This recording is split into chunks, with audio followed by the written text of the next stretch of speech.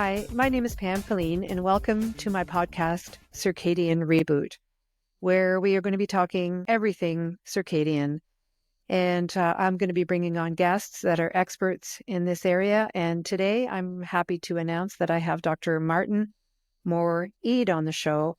And he is a world-renowned expert in circadian biology and the effects of light on human health. As a former professor at Harvard Medical School, he played a pivotal role in identifying the human circadian clock. In 2010, Dr. Moore-Ede founded the Circadian Light Research Center, where his team discovered the key blue wavelengths that control the circadian clock. They went on to develop and patent the first evidence-based circadian lights designed to promote healthy sleep and overall well-being. Research led by Dr. Moore-Ede has revealed that most conventional LED lights can significantly increase the risk of serious health issues, including breast and prostate cancer, obesity, diabetes, and heart disease. He strongly advocates for minimizing exposure to blue light, particularly in the evening, and emphasizes the urgency of replacing standard lighting with circadian-friendly alternatives to safeguard your health. You can learn more about Dr. Martin Moore-Ede's work at his website, thelightdoctor.com, and follow his writings on Substack. Welcome, Dr. Martin Moore-Ede, to my podcast, Circadian Reboot. I'm so happy that you could be here today, and I can't even count the number of reasons why I want to speak to you and share your information with my listeners. One of the things I was sharing with you before we pressed record here was that, it was probably about 30 years ago or so, I heard about some research in the area of fluorescent lighting and children's behavior in the classroom. And the research centered around changing the light bulbs to full spectrum lights and monitoring the children's behavior before and after they switched the light bulbs. And when the children were under fluorescent lights, their behavior was very erratic. Their moods were very erratic. Their learning issues were impaired and so on. And then when they changed the lights over, the children calmed down and were much better behaved and were able to learn more. That, to me, when I look at your research, was so simplistic, wasn't enough information to go on. How would you define that kind of research and where they were maybe missing a few key components to the benefits of healthy light? Well, I think what the big advances have been is understanding all the different parts of the light spectrum. And most people, unless they really understand this, don't realize that when you look at a white light or light coming through a white light bulb, you're white or yellowish, or light, natural light, you think that's white light and that's what you're seeing. But in fact, it's an optical illusion. The light we're seeing is actually made up of a rainbow spectrum of colors, which are each detected by different cells in the retina. And then our brain merges it together into white if it happens to be a particular balance. But what the medical part of light is, and light is not just for vision, it's also for health. The medical issue that we're now realizing is each of those different wavelengths has quite a different effect on our body. And so we know that wavelengths down in the violet, ultraviolet range may also convert cholesterol and so forth, vitamin D in the skin. We know that lights that are in the violet range will do things like disinfect. They'll kill bacteria and viruses and surfaces. We know that royal blue light, that's around 440 nanometers. Light, by the way, visible light goes from about 380 nanometers to 780 nanometers on a scale. That's the wavelength of the light. It's about a 400 nanometer range. But in 460 nanometer royal blue light cures babies of jaundice. When newborn babies have got jaundice, because it enters the skin and the surface of the skin and actually converts the bilirubin, destroys the bilirubin. We know that light around 480 nanometers, which is sky blue, is actually the light that is detected by the eyes and synchronizes our circadian clocks, the rhythms of our body and the circadian rhythms of our body. And it's a very specific receptor we'll come back to in the eyes that does this, melanopsin-based photopigment. And then we know that light, for example, in the green area of the spectrum calms the amygdala, downregulates the amygdala, induces relaxation, induces reduction of pain from migraines. And we know light up at the red end of the spectrum, in the 650 range and so forth, is actually healing tissue and healing scars and making hair grow and also rejuvenating eyes in elderly people. And we know that, infrared light or deep red light penetrates quite deep and is used in a number of treatments. So we're really starting to learn that all the elements of the light spectrum, this light that we see as white, which is not really white, it's this mixture of colors, is actually so important. And so when you do an experiment with one light source versus another, fluorescent versus some other type of lighting, for example, each one of those, we jury rig lights. I mean, that's what we do. We basically fiddle around. There are many permutations and combinations to make white light. And how fluorescents do it, they have a series of sharp spikes of light with very little energy in between. So you might have a sharp spike in the blue and another couple in the blue, and then another one up in the yellow range or the green range and so forth. But we really knew very little about what we're doing. Now, fluorescents are disappearing, right, because of the concerns with mercury. The incandescents, which were and the halogens, the incandescents were the original invention with Thomas Edison. They've been banned because they're regarded as energy inefficient. Again, a rather false conclusion. We can come back to that one. So we're left with these LED lights today. And the problem with the off-the-shelf LED lights is most of them are just so rich in blue and static blue, meaning in blue anytime you switch them on, that they can have harmful effects on your health. And we can get into that, particularly when used in the evening hours, especially. It's an evening hours problem. Right. And as a medical doctor, I know you have your own story as to how and why you started getting interested in light. And it goes back to when you were in medical school. Maybe you can share your experiences with that. Well, when I was in medical school back in the last century, as they say, is quite a few years ago. I came out of medical school and I was going to be a surgeon. I'd gone to a surgical training program in Toronto as a surgical resident. And I found myself working 36-hour-long shifts. And looking back at it, I realized I was under blue-rich fluorescent lights all the time, night and day. And I found my sleep was scrambled, my ability to focus, concentrate, stay awake in the middle of an operation was impaired, that I was making, I was having accidents coming off the freeway, all sorts of things happening, writing prescriptions I couldn't make sense of.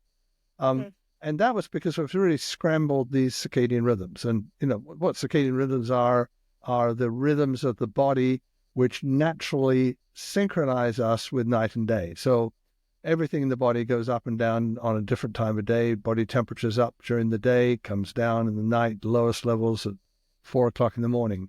Cortisol peaks just before dawn. Melatonin peaks at 2 a.m. Growth hormone peaks just after we fall asleep. All these rhythms go up and down. And the essential ingredient of being healthy is to have all these rhythms in sync with each other and also robust.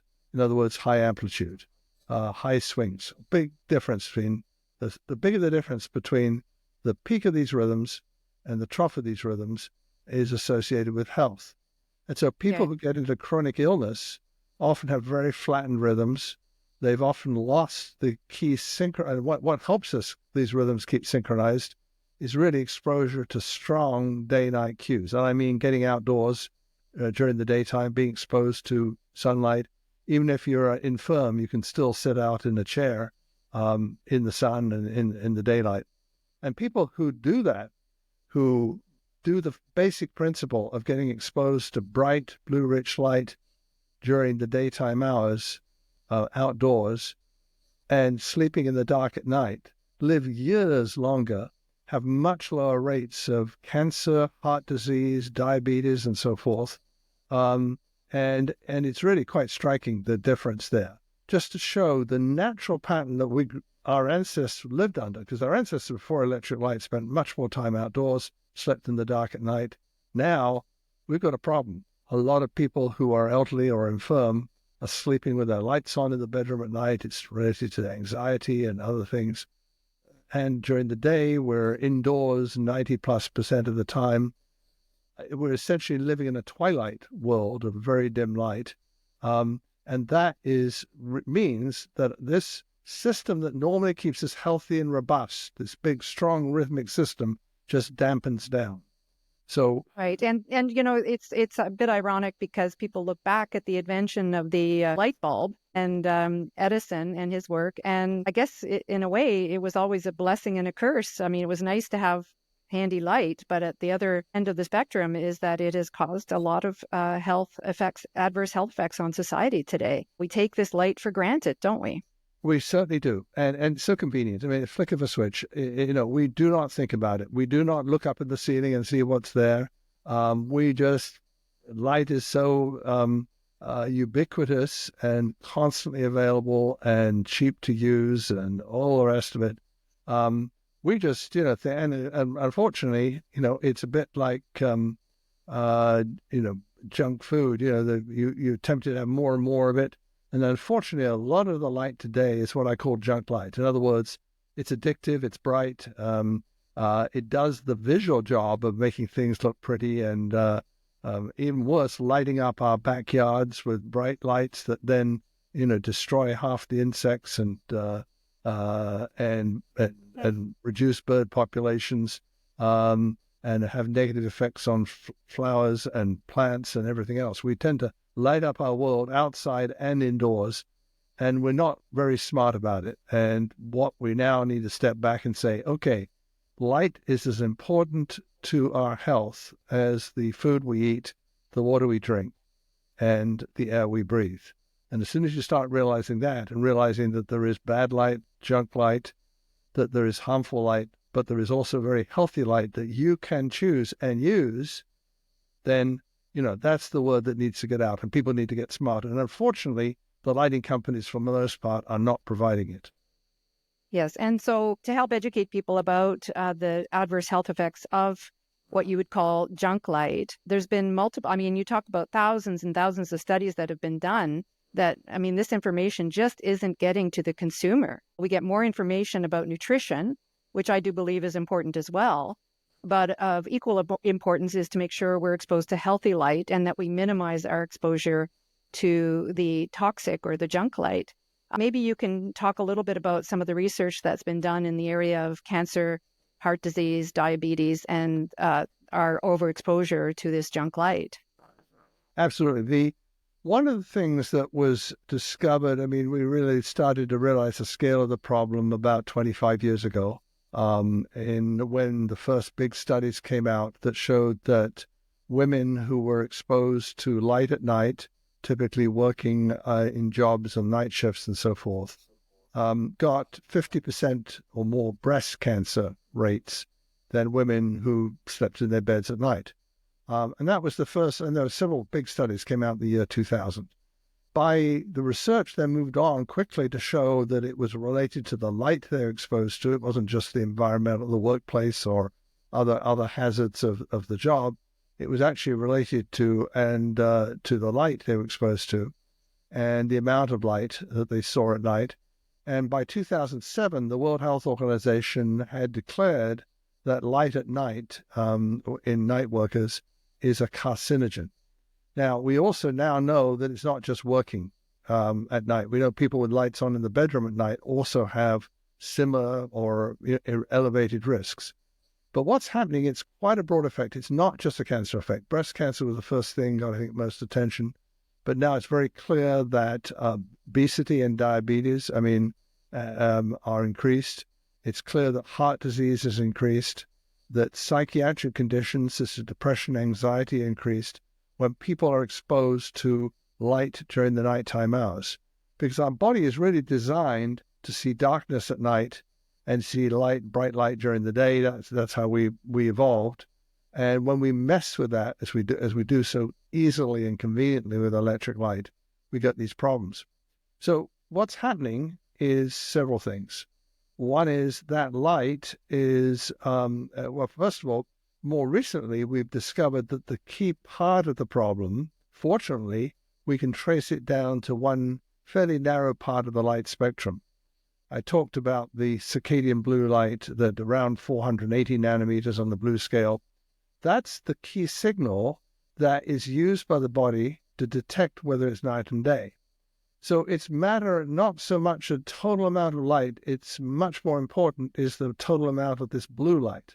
And that also gives us solutions. So if people are working with blue-rich light, as fluorescent lights came in, they tend to be blue-rich, and breast cancer rates quadrupled in about 30 years after the fluorescent lights came in the 1960s. The rates just went climbing. With the LED lights, we're moving even more into blue-rich light, and because they're based on a blue pump. And so that blue, what it's doing is it's suppressing, well, the pathway is such the eyes have a detection system, they have a receptor, they call it intrinsically sensitive photoretinal ganglion cells, photosensitive retinal ganglion cells, IPRGCs. That triggers a pathway directly to a clock in our brain called the suprachiasmatic nucleus, or SCN. And in turn, that triggers other responses, including a response to the pineal gland, which shuts off melatonin. And for breast cancer, and for other diseases, we know that melatonin, natural melatonin rising at night, which is the body's signal that it's dark outside, that's what it's actually doing, and the signal it's time to restore, repair. But melatonin actually suppresses the growth of breast cancer, prostate cancer. It affects how diabetic or not we are.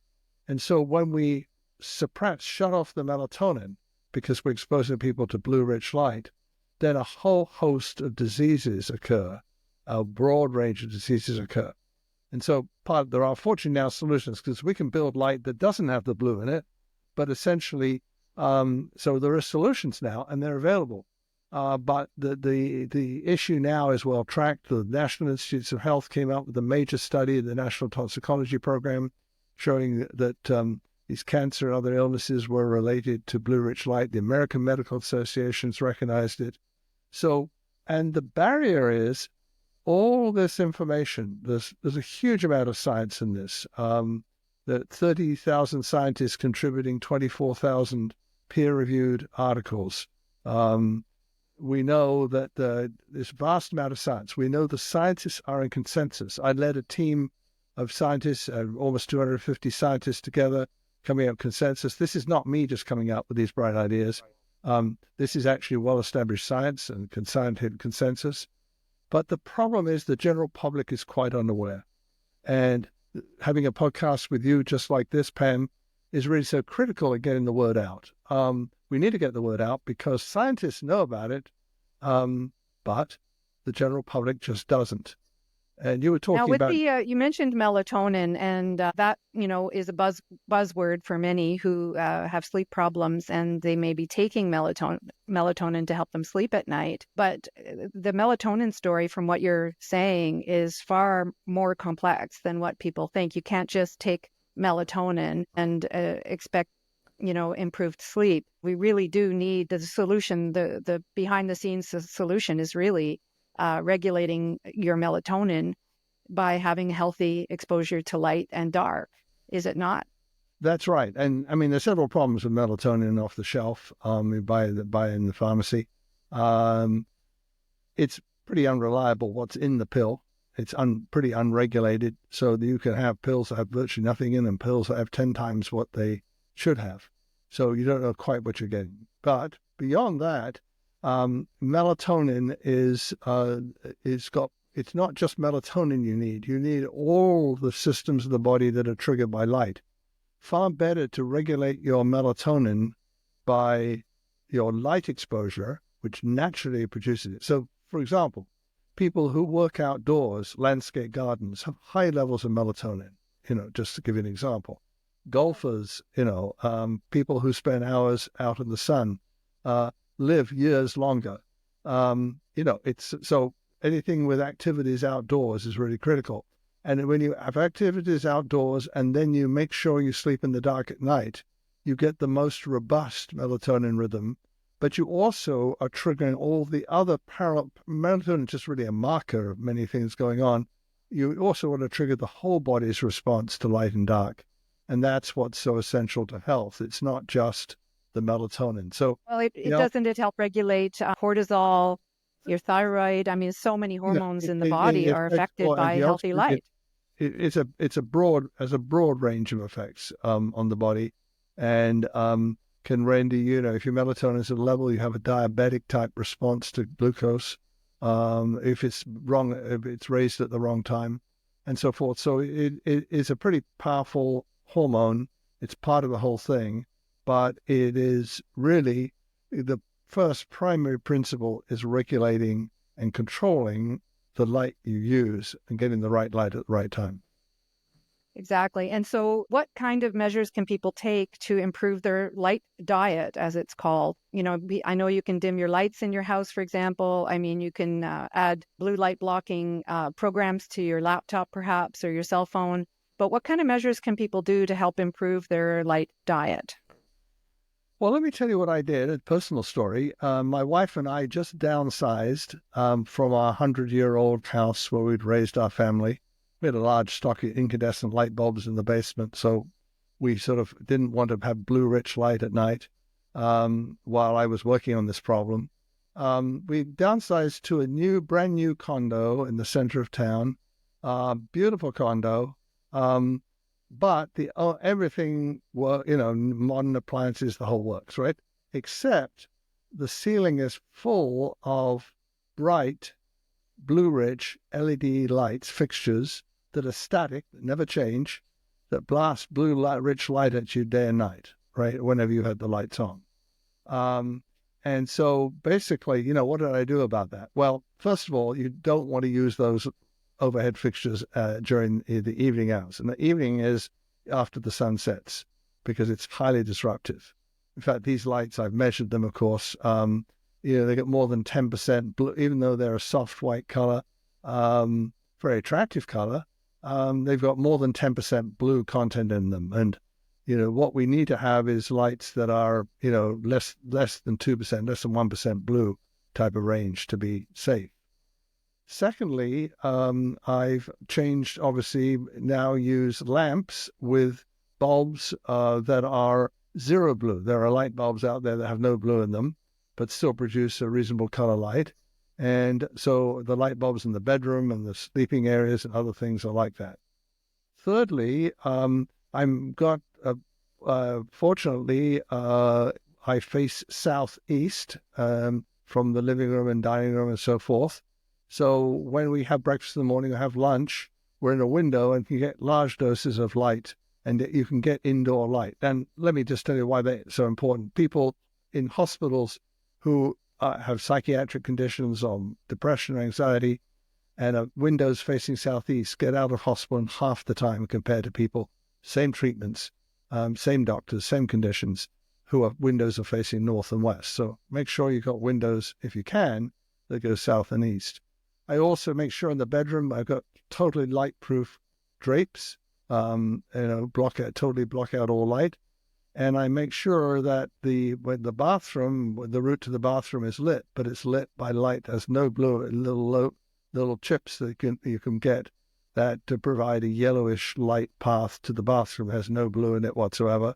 And the clock in the bedroom is a red dial, not a blue dial or a white dial. So these are some examples of the sort of things you can do. Now, you also warn that maybe not all blue light blocking glasses are created equal as well. There are a lot on the market. That's right. Sorry about that. Exactly. The blue light blocking glasses is unfortunately a very unreliable area. There are a lot of blue light blocking glasses that don't block the correct blue. They're blocking blue down in the 425, 450 range, almost the violet blue colors of light. They block those, but they do not block the 480 sky blue. So if you wear those glasses in the evening, they're not doing any benefit for you at all. Now, there are glasses on the market which are blocking that the sky blue and aqua blue colors which are associated with the circadian clock signal. And those are very effective. In fact, people who wear them in the evening hours can avoid the problem, a lot of the problems. And so that's one we've seen school kids, for example, given blue blocking glasses in the evening to avoid the correct type, and then exposed to light in the morning, which is blue rich in the morning. That combination increases their math scores in school, improves their sleep and their performance, their well-being. So we know that's been demonstrated now several times. Good studies on that. There are efforts, I think, even in England, where they're trying to change over the lighting in the schools in order to help support the children's learning capabilities, their mood, etc. Are there any efforts going on in the United States in that regard? There are some studies going on. As I say, it's some of it's fairly early on. There are now lighting systems available where you can install in offices and schools and the like that are fully automated, that will know the time of day and give the appropriate light spectrum for the time of day. And so that's an area where where we put these in to start with was in the 24/7 operations of major companies. About 65 Fortune 500 companies put these in.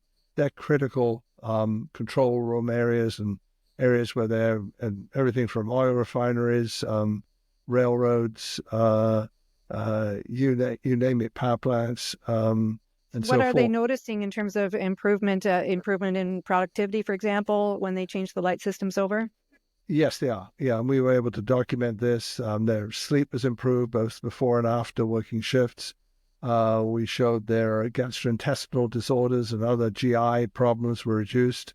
We showed much important for the employer, fewer errors, significantly fewer errors being made by these people. They are more alert on night shifts than they were before, much more alert. So big changes in terms of people's adjustment and so forth, all by sort of essentially, these are people who have to have the lights on night and day when they're at work, but big improvements in their health and their performance, and that's been a huge finding. It's amazing when you think about the Industrial Revolution happening, say, in the early 1800s, and then the invention of the light bulb, late 1800s. In our society today, where we're 24/7 society, and yet, it doesn't seem like very few people know about the research that you've done, the very critical research that you've done, the positive effects it's already had on, like you said, Fortune 500 companies. Do you see that it's changing, it's improving every single year, that people are starting to embrace this information and make the necessary changes? Yes, I do. I mean, I do take consolation in the fact that, the greatest invention since sliced bread is a phrase that's often used. It took 10 years between the invention of sliced bread to anybody actually using it. It takes time. I think we're obsessed as a nation. You mentioned this earlier, by nutrition. I think what's striking, if you look at Penguin Random House, the largest publisher, on their list of books that they've published, they've got 1,800 books and climbing, all about nutrition and diets. They've only got one book on light and health, and that was published back in 2013. Staggering, right? And that was before LEDs even came on the market. So it's totally amazing. I mean, I know that I've been on the Oprah Winfrey show a couple of times. She's so focused on nutrition and diets and so forth. To try to get her to think about light and sleep and things like that is a huge challenge. I mean, the topic of conversation always comes back to diet again. And you say, oh my gosh, how do we break through this? I think about vitamin D, the vitamin D industry, and people think going outside and being in the sun helps support their vitamin D, which is true, but there's so much more to this story than meets the eye. But the sun does so much more than help support vitamin D levels in our body. I mean, your research gets into really complicated science, But I think you've done such a great job in distilling it down so that the average person can understand it and do something about it. So I'm very grateful for that. Yeah. Thank you. I think the beauty about this is we've reached the stage where it's not just a problem we're discussing. We have to alert people to a problem, but as I said, there's nothing worse than telling people about a problem and no solution. That's pretty depressing. Fortunately, the story is a very positive one. We can identify the problem. We know a lot about its causes, and we have practical solutions, and we have demonstrated results. So this is really a question of adoption. And really, there are three main parties here. There are the lighting manufacturers. Are they going to build lights that are healthy, designed properly for night and day? To the regulators that are really focused on energy savings, and as a result, by using a rather false measure of brightness of light, which is just measuring the yellow and green parts of light spectrum. That's the only thing they care about in something called lumens per watt of electricity. They're now regulating stricter and stricter regulations, which sound good for energy conservation, but in fact are producing more and more harmful light because, it's very hard to produce light that's healthy, that meets that has the levels of the cheapness of the green and yellow part of the spectrum. So, and then we got the general public. Now, the general public doesn't ask for it because they don't know about it. The manufacturers won't build it, and we still got to educate the regulators. But there's a chicken and egg issue here. We're starting to get momentum, but this is really critical that everyone starts to think about it because this is a huge environmental pollutant. We've all heard about DDT and PFAS chemicals, those forever chemicals, and asbestos. All those things are terribly difficult to get rid of out of our environment. But blue light at the wrong time is so easy. Just change the light bulb. It is so easy to get rid of this. And getting outside, just getting outside and being exposed to the natural light. But unfortunately, I remember years ago listening to Dr. John Cannell, who was with the Vitamin D Council, and he cited the year 1989 was a year when they got aggressive towards demonizing the sun, and the sun joined the dark side. People are terrified of going outside, and that's just got to change. Yeah. Well, what's fascinating is some of the big studies now, and I'm talking about studies with 30,000 people, 80,000 people, tracking them over their 10 or more years of their lives, and looking at who's going exposed to sunlight more than other people, outdoor light. Some of these studies were started really concerned about skin cancers and melanomas and really to sort of understand the risks. But what they didn't expect at all is they found that while the people with the most sunlight got 8 times more skin cancers than people who lived indoors the whole time, the people who were outside in the sunlight lived years longer. In fact, the effect was as large as smoking or not smoking. It was a huge effect. And they didn't die of those skin cancers. So it was sort of like, it's crazy stuff. It's sort of like everyone's been focused on the skin cancer risk, which is something that needs to be managed. Sunscreen is good and all the rest. But this is what matters here is you don't have to get in your bathing suit to get this benefit because key light is coming in through the eyes. So you can be fully clothed and get the full benefits of sunlight and daylight outside.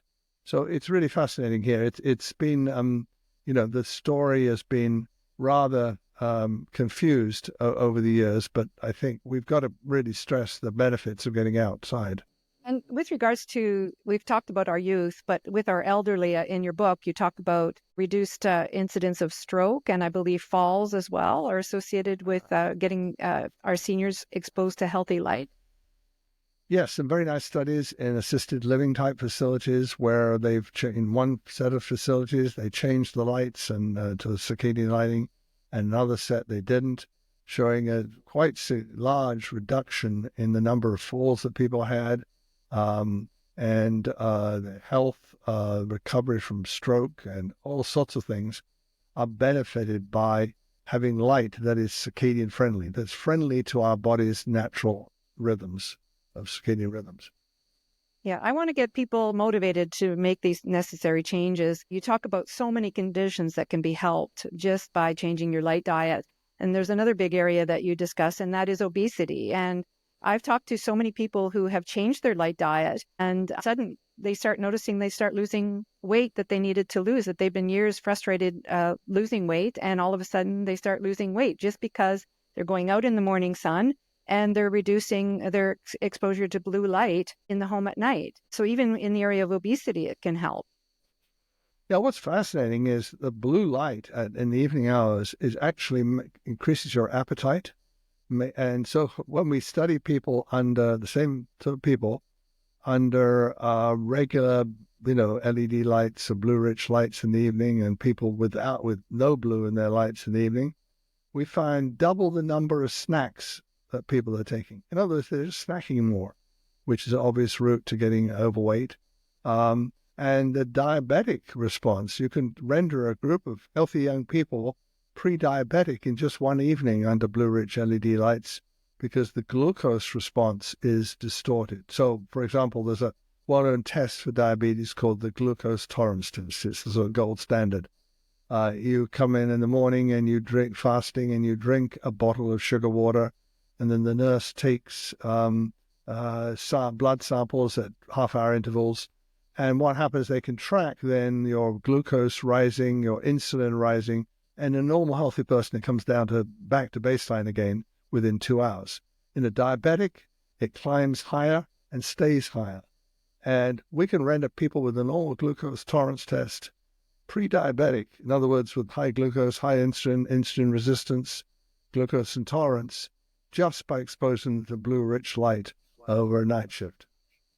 Now, this is something that gets into some pretty intricate science because it is basically controlled by pineal gland, as I understand it. I think you talk about that in your book and on other interviews. Maybe for those who are science geeks, you can discuss a little bit about the science around glucose tolerance and healthy light.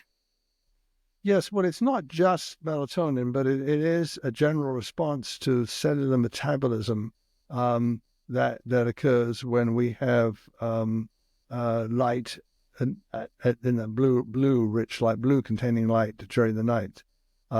So what we're doing, and it's part of this whole metabolic adaptation. In other words, the body is normally in a different mode during the nighttime. We're restoring, repairing, healing during the nighttime hours, and melatonin is one of the triggers for that. But if you've got blue-rich light, suppress melatonin, and triggering these daytime level responses, you are now denying the body its natural opportunity to repair and restore itself. And that's why you got glucose intolerance and so forth. Control the hormones, yeah. Blue is the signal. In other words, but as far as the brain is concerned, if I see blue in the light I'm looking at, then it's still daytime. Now, when I read your research and listen to a lot of what you've done in your work, we have an old expression, and that is our eyes are the windows to our souls. And that could be interpreted a couple of ways. I'm just wondering how you might interpret that phrase. Well, that's an interesting one. The eye is certainly a window into the body, providing information is streaming in from the environment through our eyes, as well as our other senses. But our almost well-developed sense in humans is obviously our eyes and our vision. And what we're really understanding is it's not just the apparent, in other words, what we're seeing visually that matters. It is all these subtle changes that are signals and information coming in that's really adapting our bodies.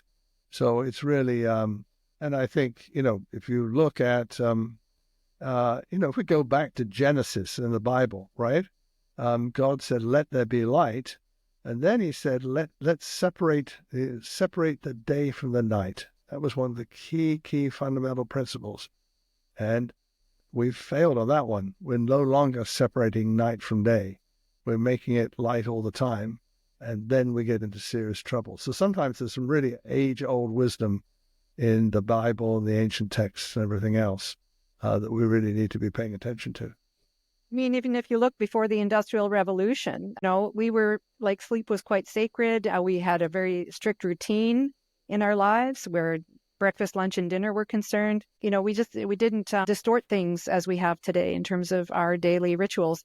I mean, circadian also involves the time that we eat in the day as well. So it's really about routine, is it not? Yes, routine, and I'm glad you mentioned that, because actually one of the biggest determinants of health is regularity. In other words, the more reliable and regular you are in the timing that you're seeing light, the timing of your meals, the timing of your sleep, that's associated with long-term health. And people who get into irregular patterns of randomly sleeping or changing the times of sleeping and eating, and they can go downhill quite fast. So we know that there's a lot of things about light, about strengthening the rhythms of the body. Just take another example in a totally different area. But one of the really exciting new innovations in Alzheimer's disease is the recognition that the wavelengths in the brain, the strongest wavelength in the brain, are the 40 hertz, the gamma waves in the brain. And in Alzheimer's, in animals and humans, these rhythms dampen out. And just by feeding in a flicker, a light that flutters and sound through the ears that hums at 40 cycles per second, you restore those rhythms. And guess what? The brain size increases, Alzheimer's symptoms are pushed back. So again, there's another example. This is a circadian example, but it's really the question of the body is a highly rhythmic machine. And when those rhythms get damped out, it's associated with all types of different disease. Yeah, and I've heard, is it that every cell in the body is basically running on its own, like on the circadian rhythm? Like it's so, throughout the body. It's not just about your hormones, for example, that, every cell in the body is affected by your circadian clock, so to speak. Yes, well, we actually have clocks in virtually every cell of the body, every organ tissue of the body. We have clocks. So it's not just there is one master clock in the suprachiasmatic nucleus in the brain, the hypothalamus of the brain, but there are clocks throughout the body. And when those get out of sync with each other, that's when we get jet lag, or that's when we get ill health and malaise. So it's not only, there are really two ingredients. One is be tightly synchronized to the natural day-night cycle, as we've discussed, but also the synchronization that then enables the internal synchronization of all those clocks. Because when we get out of sync, we're like a discordant orchestra and all sorts of ill health arises. So patients... It's true. Even when I think about just simple jet lag, we used to travel a lot, and you could feel the jet lag. And then, I had chronic fatigue and fibromyalgia for many, many years. And in a sense, that's what it felt like. It felt like jet lag. And I was struggling for years to try to find answers to get to feel more, alert and have more energy and so on and so forth. And when I look back at it, I said, that's really what it was my circadian rhythm was off. And I just didn't have the answers. And thanks to your work today, so many people can benefit from it so that they're not out, spinning their wheels, trying to get well using supplements or diet, and they're still stuck, but they've got a component that they can add in that is extremely, extremely powerful. And it's ostensibly, very low cost as well. That's exactly right. Far cheaper to change the light bulb than to be on Ozempic. We pay us $600, $800 for losing weight. I would say, well, why not buy a light bulb that changes, that has the same effect. Exactly. I think we're winding down here, and I just have maybe one more question for you, and that would be, what is your dream circadian day? What does it look like? If you can share that with our audience. Well, it's individual, that's first of all, because each of us is a different schedule. I'm an early morning person, so I naturally awake at 5 o'clock in the morning. So my day is to get up and, a cup of coffee and then my day goes on through, I get out in the mornings for a walk, after breakfast and get really exposed. And I go out, whether it's rain or sun or whatever. It's, or snow. I still get out every day because even during an overcast day, there's so much more rich blue light out there.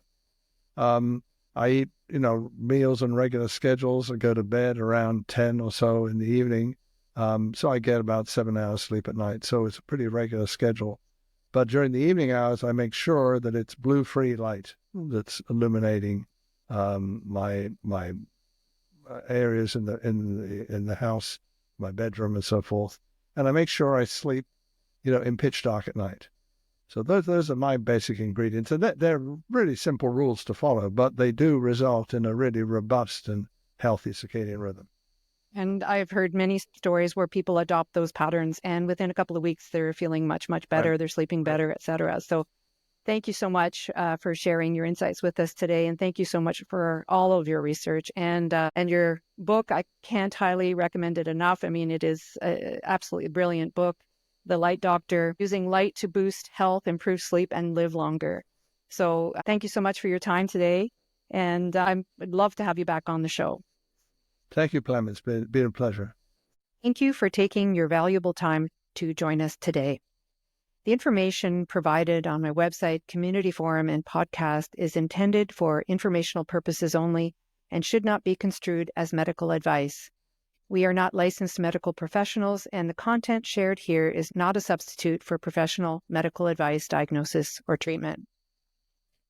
If you are seeking health advice or have specific medical concerns, we strongly encourage you to consult with a qualified medical doctor or healthcare provider.